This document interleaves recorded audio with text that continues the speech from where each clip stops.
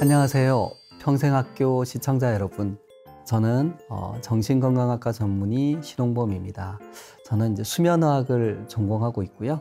대한수면의학회 부회장으로 있습니다. 이번 강의는 하지 불안 증후군입니다. 이 하지가 불안할 수가 있나 이제 이렇게 생각하실 수 있는데요. 이게 이제 영어로는 Restless Leg Syndrome, 그러니까 뭐 안절부절 못하는 다리 증후군 뭐 이렇게 얘기하기도 하는데 그 양상 자체가 이 다리에 뭔가 불편이 있어요. 그래서 이제 잠들기가 힘듭니다. 그래서 이게 다리의 문제인데 이 수면의학자가 다루고 이 수면 질환으로 분류가 됩니다. 이 하지 불안 증후군의 전형적인 양상은요. 잠들려고 누우면 그때 다리가 불편해요. 다리에 뭔가 기어다니는 것 같다, 전기가 오는 것 같다, 뭐 쩌릿쩌릿하다, 화끈거리다, 뭐 시리다, 정말 다양합니다. 그런데 다리를 움직이거나 뻗거나 누가 밟아주거나 주무르거나 마사지를 받거나 하면 이 불편이 줄어들어요. 근데 또 가만히 있으면 또 불편해요. 근데 이게 낮보다 밤에 더해요. 그리고 주로 다리에서 나타납니다. 그래서 우리가 이제 자려고 하면 우리가 가만히 누워서 있어야 되잖아요. 밤이잖아요. 그러니까 이 증상이 나타나고 잠을 방해하는 거예요. 잠을 잘 수가 없어요. 그래서 이제 이게 수면 질환이 됩니다. 이 질환이 상당히 흔합니다. 연구에 따르면 전 인구의 8% 정도 된다 그래요. 10%가 열에 하나잖아요. 8%면 엄청나게 흔한 거예요. 예를 들어서 지하철 한 칸에 한 200명도 들어간다고 해요. 큰 칸에. 그러면 그중에 16명이 있다는 얘기예요. 엄청나게 흔하지 않습니까? 근데 그렇게 흔한 질환인데 그럼 왜 주변엔 저희 환자가 없어요? 이렇게 얘기를 하는데 이게 경미한 증상을 갖고 있는 분들이 많고 심한 증상으로 나 이거 병원에 가야 될 것 같아. 이제 이런 분들은 그렇게 또 많지는 않습니다. 그러나 어쨌든 불편을 주는 질환이고 중요한 거는요. 이게 다리 불편이니까 이게 수면 문제로 연결을 잘 못 지어요. 그래서 이 하지 불안 증후군이 있는 분들이 이 수면 클리닉에 오시기 전에 일단은 하지 정맥류 클리닉에도 많이 갑니다. 이게 다리가 불편하고 하지 정맥류도 뭔가 이 종아리 부분이 부으면서 묵직하고 이렇게 불편하거든요. 그래서 많이 가기도 하고 신경과에 가면 이 신경병증 클리닉 같은 게 있어요. 저린 거. 되게 당뇨 환자들이 이렇게 저리거든요. 그래서 많이 가기도 하고요. 근데 그전에는 되게 이제 뭐 허리 디스크 아시죠? 우리 추간판 탈주일증, 이 신경이 눌려서 다리 저린 거 이런 걸로 해서 이제 허리 MRI도 찍어 보시고 이렇게 오시기도 하고 또 뭐 다리 관절염 치료도 뭐 이렇게 해 보시고 근데 이제 약간 도움은 되는데 크게 도움이 안 되더라. 그래서 이제 오시는 분들도 많습니다. 이게 좀 구분이 되는 게요. 이 하지 불안 증후군은요. 이 디스크나 이런 거하고 다른 점이 가만히 있으면 심해요. 움직이면 좋아져요. 근데 다른 외상과 관련된 질환은 가만히 있으면 좋고 움직이면 불편하죠. 그래서 그게 좀 차이가 있는 점이고요.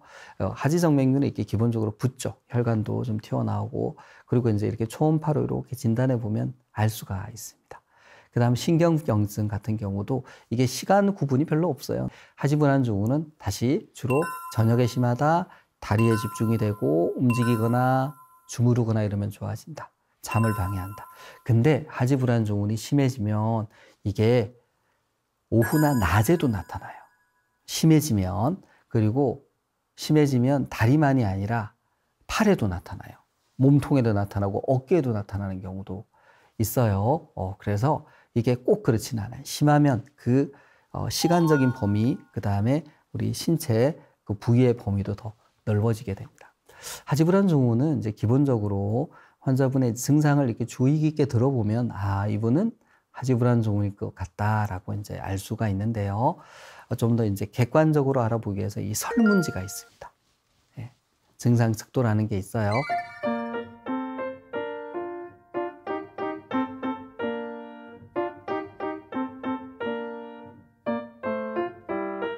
그래서 그 설문지로 이렇게 체크해서 일정한 점수 이상이 되면 이분은 하지불안 증후군일 가능성이 높겠구나. 이게 또 많이 심하구나. 중간이다. 이제 이런 거를 구분을 지을 수 있습니다. 이런 걸 이제 병원에서 하게 되고요. 또 하나는 객관적으로 우리 다리가 불편하니까 다리에 센서를 붙이고 검사를 해봅니다. 그중에 이제 운동 억제 검사라는 게 있어요. 그게 자기 전에, 잘 때가 아니고요. 자기 전에 이제 다리나 이렇게 몸에 센스를 붙이고 다리를 뻗고 이렇게 있어요. 가만히 있으면 이게 불편한 질환이거든요.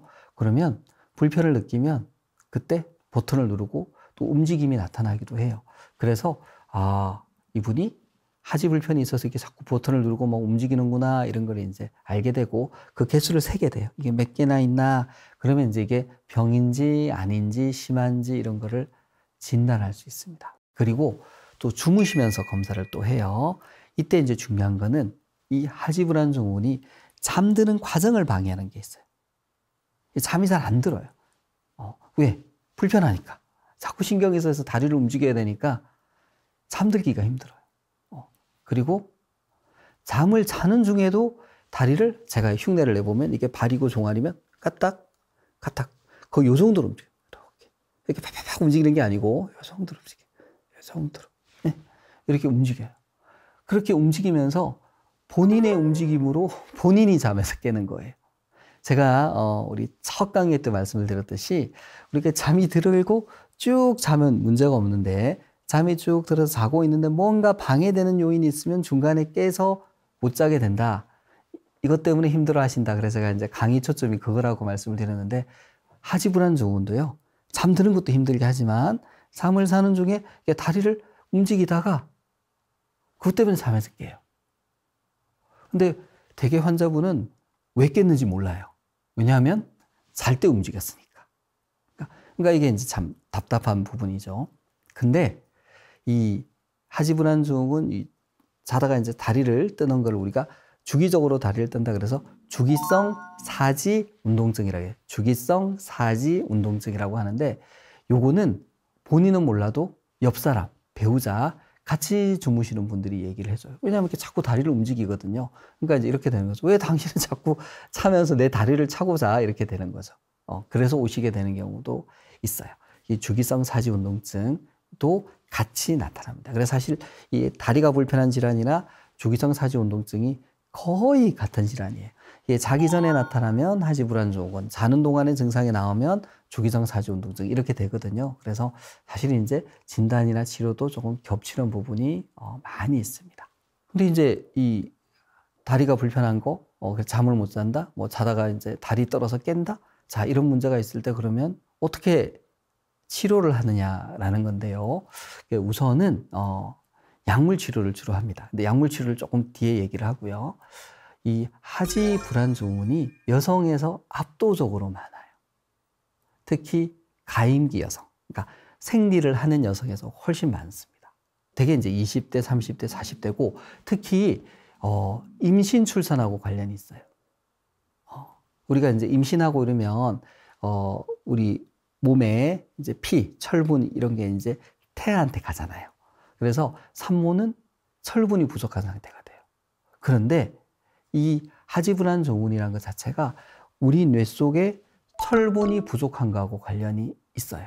우리 뇌 속에 철분이 부족하면 우리 뇌에서 도파민이라는 물질이 잘 안 만들어져요. 근데 이 도파민의 균형이 맞지 않으면 아까 말씀드린 하지불안 증후군, 다리가 뭔가 불편하고 저리게 되고 움직이게 되고 이런 일들이 벌어지는 거예요. 그러면 이제 정리가 되겠죠. 우리가 임신을 했어요. 철분의 상당수가 태아한테 가요. 그러면 이제 어머니는 철분이 부족하게 돼요. 그럼 여기서 도파민이 생성이 잘 안 돼요. 그러면 이제 다리 불편을 겪는 거죠. 그리고 출산을 하고 난 후에도 여전히 이제 철분이 보충되지 않으면 부족한 상태로 있게 되니까 하지불안 증후군을 겪게 되는 거죠. 그래서 이제 임신 중에 철분 보충을 잘하는 것도 필요하고 특히 이제 출산 후에 다리 불편이 있다든지 뭐 30대, 40대 이런 여성분들이 다리 불편이 있으면 나 철분 부족으로 인한 하지불안 증후군 아니야? 이런 걸 생각해 보셔야 돼요. 그래서 이제 혈액 검사를 해보면 알 수 있거든요. 철분이 부족하면 그걸 보충해주면 완치가 되기도 해요.